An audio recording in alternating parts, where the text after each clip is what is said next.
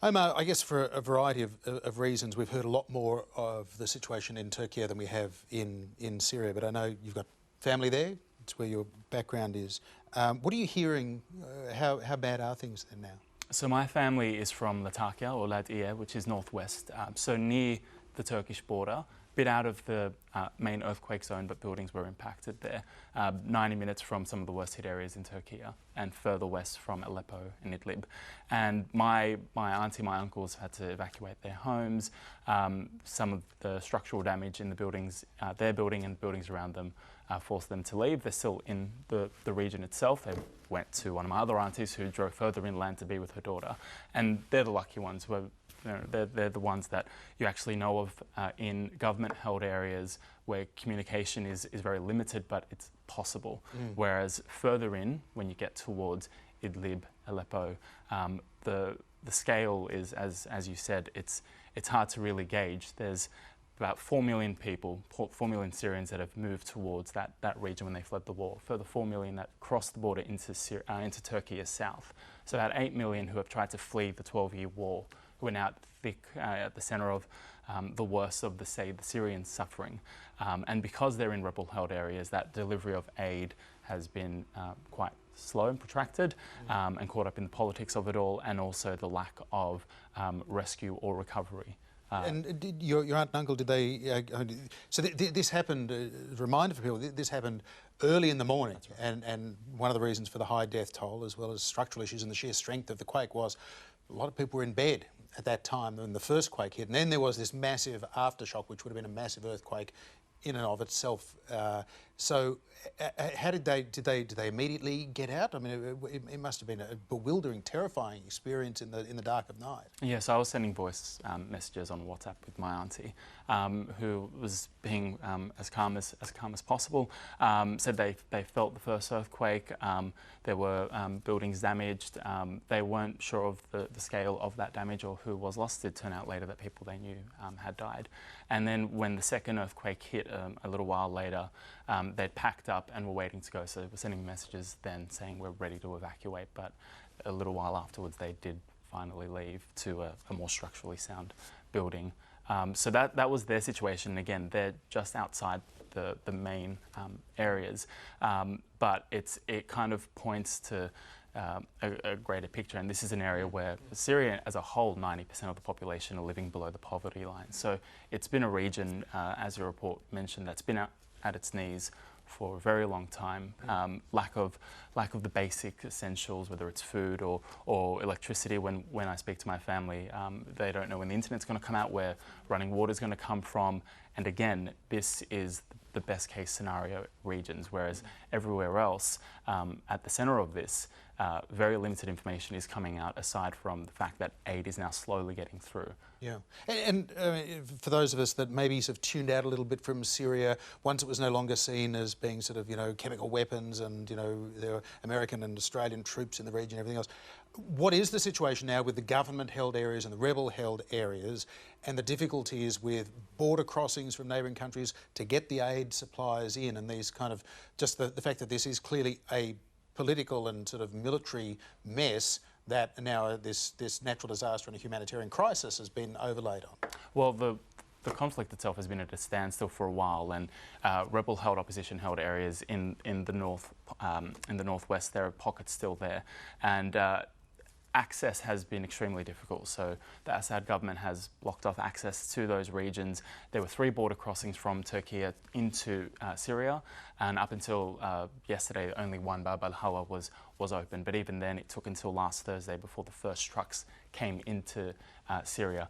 But funnily enough, it was aid that was needed before the earthquakes had hit. So this is desperately needed aid that was backlogged. Can we simplify it enough to say Bashar al-Assad is trying to limit the flow of aid into rebel-held areas to magnify the humanitarian disaster there? Is it as cynical and simple an instrument as that? I think it is a very complex situation, and one that, as rightly said, has been at the mercy of politics, and the people are the ones that are suffering the most as a result of that. So in terms of who is letting what in, it does come into that fact of limited recognition of the Syrian government. The US announced a 180-day sanction ceasefire to try and get aid into those areas, and today Bashar al-Assad was saying that they will open up those 2 other corridors from the north of Syria. But this also follows more than a week after the earthquakes hit, and there were very limited rescue efforts that were even possible. The White Helmets, who are those famous defence supporters in Aleppo, who the first responders with airstrikes have been using rudimentary machinery to try and get people out. So the machinery hasn't been there, the structures haven't been there to support the people or provide that initial response. Yeah. Brianna, this is a part of the world you know well from your journalism career too. There's clearly a sort of a complex political situation in Syria, but also in Turkey. What are the stakes here for Erdogan, for Assad, for that region from an event like this? I think, first and foremost, they can't be seen to be playing politics because, you know, it's such a bad look, and I don't think that people have... what's the word? They don't have the scope for it. They just can't take one more thing. But you're right. Like, you know, in a situation as complicated as this, and you know, Turkey does have, you know, its own goings on with inside Syria as well, which complicates things.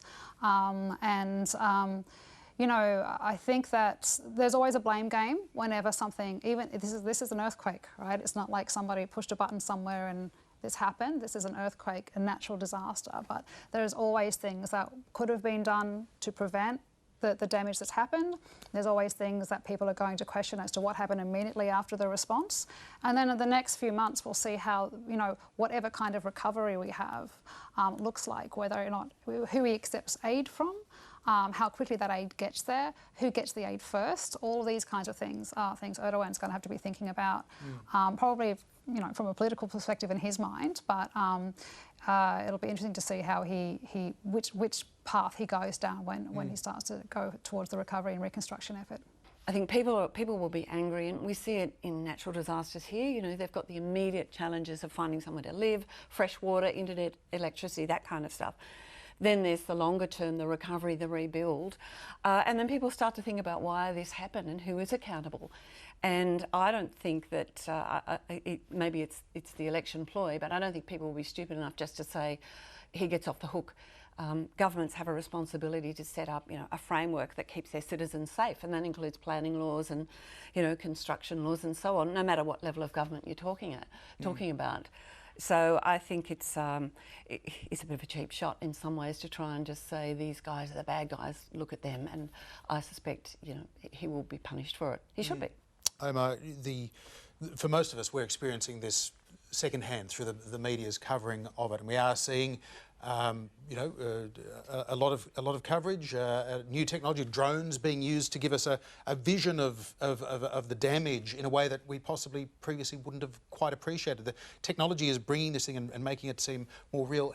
How well do you think the media, you know, whether it's the Western media or the regional media, is covering this, and how concerned are you that the sort of short attention span will, you know, in a week or two, when there are no more, you know, survivors, there are no good news stories coming out from the rubble, it will move to somewhere else? Well, I guess that's the regular issue when it comes to crises, and there are about 40 humanitarian conflicts and crises around the world, and so it's that regular challenge of fatigue, and it's a very sad notion, but it's also that feeling of the world is a very difficult, miserable place. I don't know what to do. I feel very overwhelmed. So it actually can be quite at times counterproductive when you have this access or these shots and you see firsthand that destruction or that level of suffering, that it can often at times put people off.